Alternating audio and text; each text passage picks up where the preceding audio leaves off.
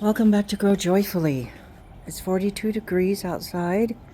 It's kind of overcast, but I've got to get out to the greenhouse and make sure I get some potting up done. So let's get started. I've got to get out to the main garden and get things raked up, tidied up, pruned, so I can start planting some peas. It's only 52 degrees here in the greenhouse. Definitely is still cold outside. It's not even legally spring for at least another week or two. Herbal tea of the day is peach and echinacea plus, and I also put a slice of whole ginger root in as well. Even though it's still pretty cold outside, these tomatoes here by the window are doing okay. They're not on a heat mat, but I do have the heater turned up here to 46 degrees, so they are doing great. Vintage wine, orange jazz, Gazante, Thorburns terracotta, all looking very nice. And this celery is looking happier. Over here we have vintage wine again and 42-day tomato. And look at the early jalapenos that I've planted and potted up. They are coming around already. It's only been one day. The carrots continue to grow down here in this pot. And this sun gold tomato here is doing so well that I'm going to have to move it out and pot it up to a bigger pot already.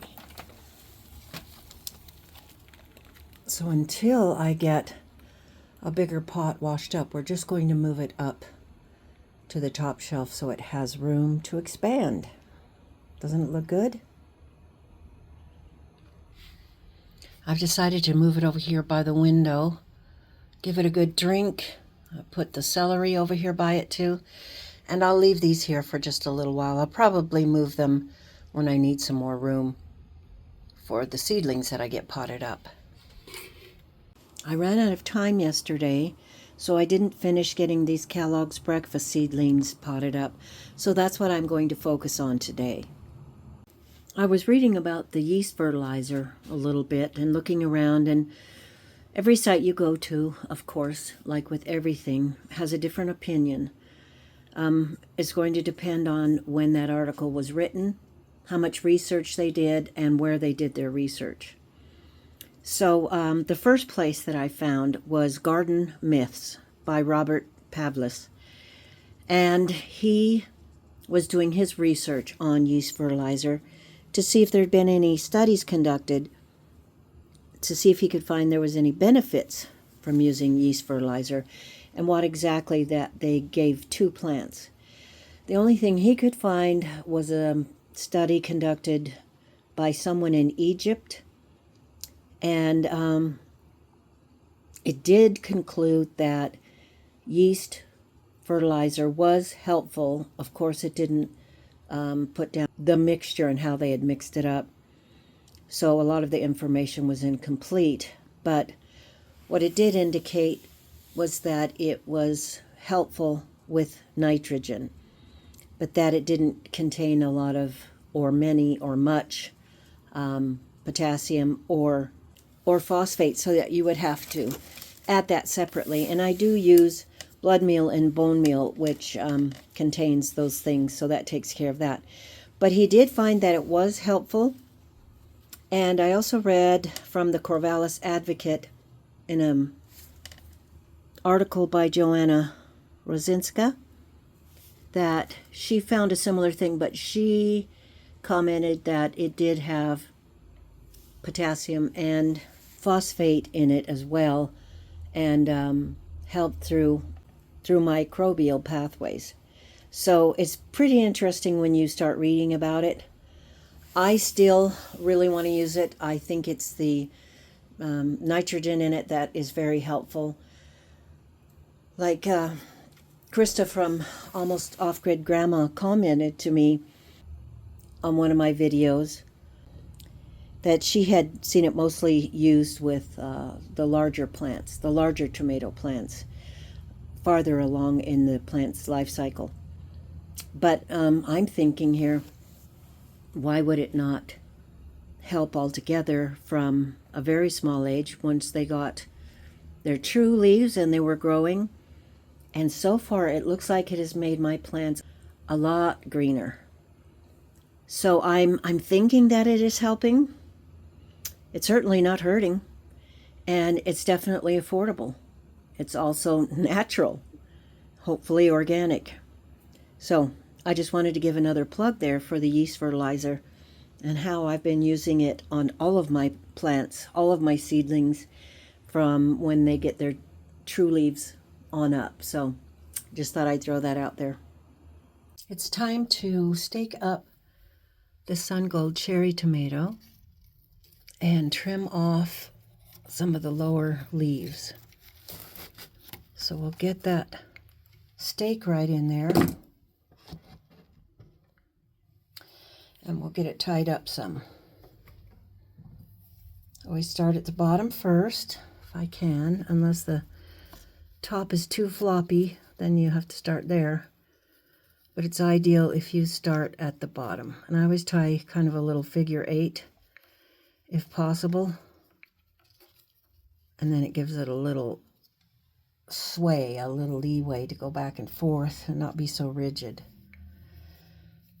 Okay, let's get the next one on.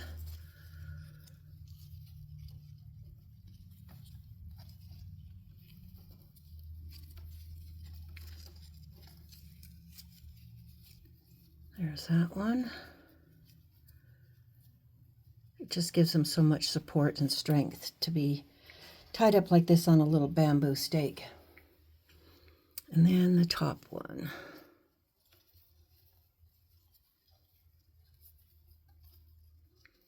Come on there. There we go. So that'll be nice and strong, not too tight, because you don't want to cut the actual stem or the vine if you have it too tight. And I am going to trim all these off down here because it's not necessary to have all the little branches and the green down at the bottom. It will actually help the plant conserve energy and put it towards growing taller and stronger and healthier. I do more of this once I get it planted directly in the ground. Make sure you clean up all your leaves so you don't have any disease or anything growing around it. And I think that'll be good for now. Check the water's good. Okay, it's been fertilized, staked up, trimmed, and cleaned up. So it's in good shape. Well, I was able to get another 30 tomato plants potted up. That feels very good. I still have, it's not a drop in the bucket. I still have a ton to be separated into their cups. But that's part of what I do, so I can get a whole bunch growing and germinating at the very beginning of the season, then pot them up to a bigger cup of their own, and then go up to the gallon-size pot. So we're probably going to have to get some more gallon-size pots, but my daughter knows of a nursery in town that you can go in the back, and they have a place that they're picked up by the recycling service, or people can just come and get them for free. So that's a very nice service that they provide. So we've got the 30 transplanted, and it's Kellogg's Breakfast, Pineapple, Big Rainbow, and I did some more Thorburns Terracotta. So I've got a ton of those this year. It's really, really nice getting this done. I should probably not focus on lesser known tomatoes so much as I do, because I'm sure that the basic ones will be more popular. I've had San Marzano, Early Girl, Early Boy requested. I haven't been able to find Early Girl or Early Boy seed. I know you can order them probably at Gurney's or whatever, but that hasn't been within my sight so far because I have been ordering from Baker Creek and MI Gardner seeds. But as you can see, we have a million more to plant. Here's the broccoli Sun King, growing well. And here's some more broccoli. The Gazante is doing so well. So far, I really like this new tomato. New tomato to me. The variety could have been out there for a long time, but this is the first time I've noticed it. I have not been able to get the Anas Noir to germinate. There's one little one right there. I had a viewer correct me on what Ananas Noir means. I've been calling it black banana, and they've told me that it means black pineapple. So I apologize for the mistake, and I thank that viewer for setting me straight. And from here on out, we're going to call it black pineapple. I might slip up now and then because it's become a habit to call it black banana. But you can teach an old dog new tricks. I'm living proof. So thank you to that viewer for setting me straight. So anyway, things are going well. I need to go into the garage and wash a bunch more pots and trays and get some more water because I'm almost out. I feel like I've had a very productive morning in the greenhouse. I still have to go and feed those animals too. Always something to do. Now that it seems like we've turned a corner in the weather. So I'm pretty excited about all this growth and having so much green out here, and that it just feels better. It takes me a day or two to get my videos out, but today is the 10th of March, so this could probably be out by tomorrow. So they're always, not always, but often delayed a day or two. So keep that in mind. But I appreciate you. I appreciate your support. I appreciate it when you hit the notification bell, when you subscribe, and when you leave a comment. It really helps me, and I thank you for supporting my channel. I want to give that favor back to you and help support your channel if you have one.